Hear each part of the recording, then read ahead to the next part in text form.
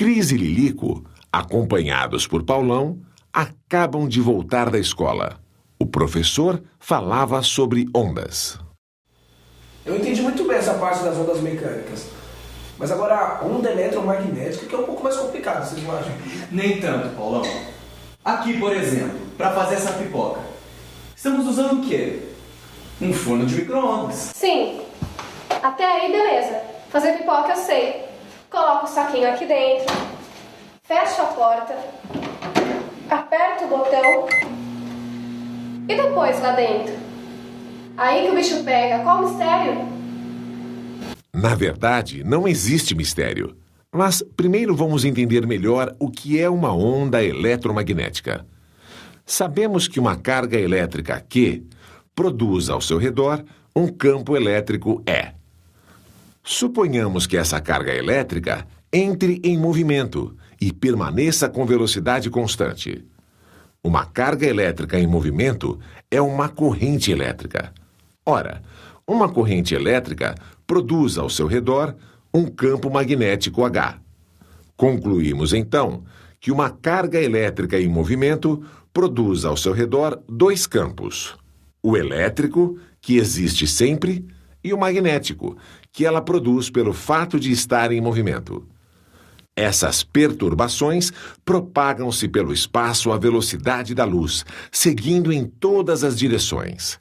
Esta é a onda eletromagnética. Ao contrário da mecânica, a eletromagnética se propaga através do vácuo. Muito interessante isso, vocês não acham? Aí é que tá. Quanto mais a gente se interessa e vai buscar entender, mais coisas se descobrem, né? É mesmo, cara. Eu tava pensando justamente isso. Vocês já pararam para pensar sobre quanta coisa a gente tem hoje em dia por causa das ondas eletromagnéticas? Puxa, é sim. TV, computador, celular, tomografia computadorizada. Nossa, é até difícil lembrar de tudo. Ainda tem a luz do sol, né? Que sem ela nós não estaríamos nem aqui conversando hoje. Pois é. Bem lembrado, Paulão. Mas vamos continuar. As ondas eletromagnéticas são classificadas pela frequência de oscilação ou pelo comprimento de onda. As de menor frequência, como as ondas de rádio, são menos energéticas e não são perigosas.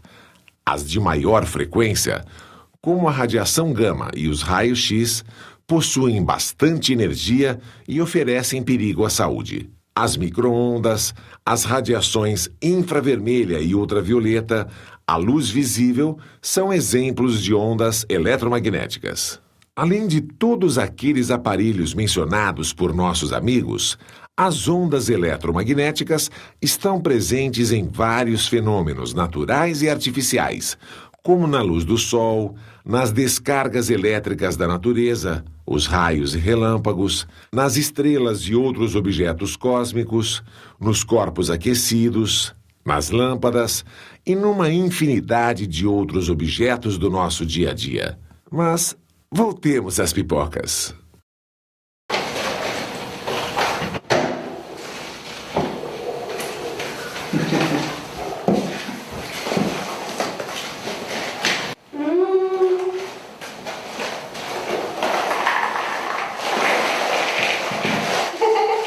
Pra mim, essa pipoca ainda é um mistério. Não tem mistério, Cris.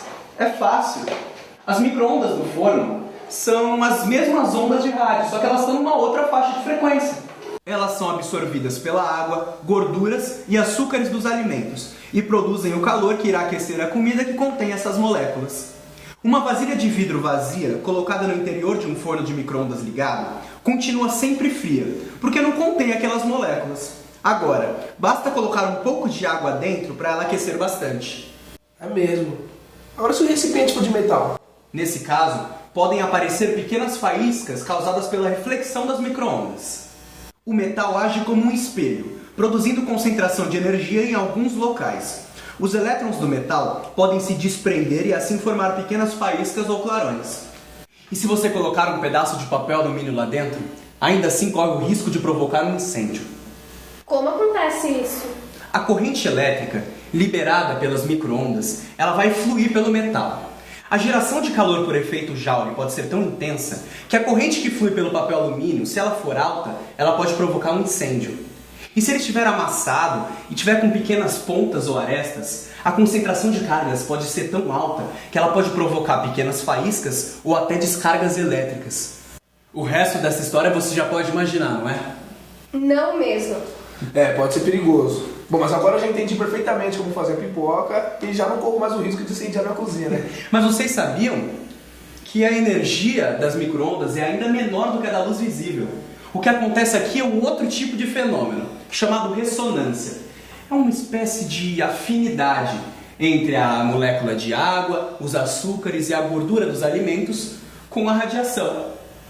Na ressonância, as moléculas de água oscilam na mesma frequência das micro-ondas, 2,45 bilhões de vezes por segundo. Como se diria precisamente, 2,45 GHz, absorvendo a sua energia da melhor forma possível. Essa frequência também produz maior penetração das micro-ondas nos alimentos, tornando o seu cozimento mais eficaz. É como a força da verdadeira amizade. Uma sintonia perfeita. Vamos lá, galera.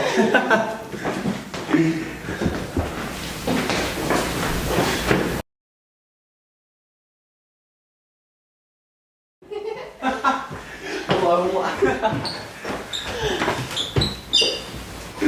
Cadê o controle remoto? Tá aqui embaixo do travesseiro, pega aí. Peguei.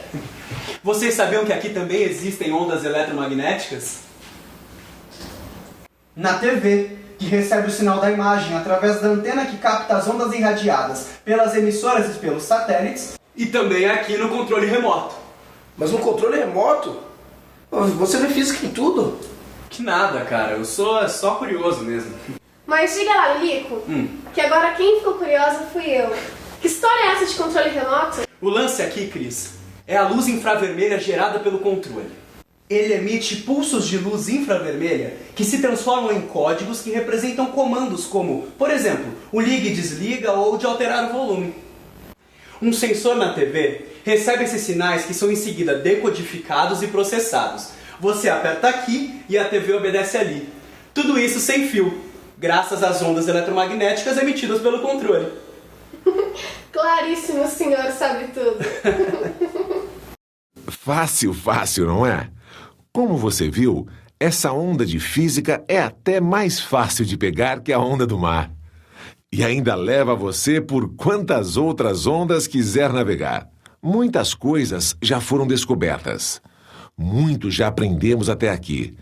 Mas ainda existe espaço para você pesquisar e conhecer muito mais. Por exemplo, se um astronauta deixasse cair uma ferramenta no solo lunar, será que ele produziria algum som? Aquelas explosões estrondosas que ouvimos nos filmes, quando naves ou planetas são destruídos, têm base física? Será possível criar o silêncio misturando sons? De onde surge aquele som do mar que ouvimos nas conchas da praia? Pense nisso tudo. Pegue essa onda!